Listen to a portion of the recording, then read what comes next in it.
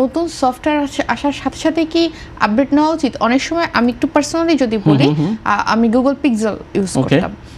পিক্সেলে নতুন এটা একটু আমার হচ্ছে 6 এ। এখন পিক্সেলের যেটা হয়েছে নতুন যখনই আপডেট আসছে, আপডেট আসার পর থেকে এখন ব্যাটারি এমন ডাউন হয়েছে যে ওই ফোন আর ইউজ করা যাচ্ছে না।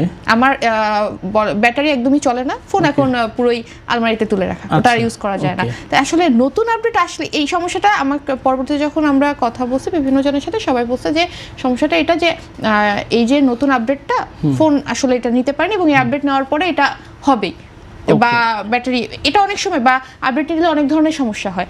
আপডেট কি নেওয়া উচিত? আচ্ছা, এখনকার সময়ে এই যে ব্যাটারি ইস্যু তো একদম বার্নিং ইস্যু, এর সাথে সবচেয়ে বার্নিং ইস্যু হচ্ছে ফোনে আপনার ডট চলে আসে, লাইন চলে আসে, গ্রিন লাইন চলে আসে, পিঙ্ক লাইন চলে আসে। এখন এটা ওই পিঙ্ক লাইনটা আসলে সেটা তো আসলে মেয়েদের ভালো লাগতে পারে, কিন্তু ফোন ইউজার হিসেবে কারোরই ভালো লাগার কথা না, কারণ ওই ডিসপ্লেটা নষ্ট হয়ে যায়। এটার মূল কারণ হচ্ছে হিটিং ইস্যু।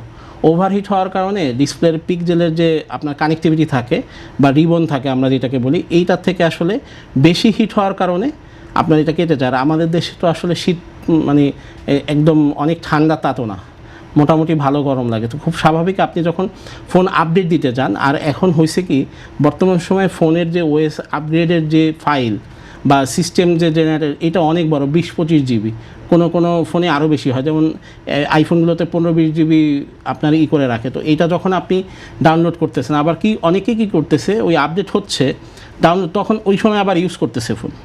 তো তখন হয় কি যে ফোনটা একদম বেশি হিট হয়ে ডিসপ্লের কানেকশন বা কানেক্টিভিটিগুলো নষ্ট হয়ে যায়, যে কারণে ফোনে হচ্ছে গ্রিন লাইন চলে আসে।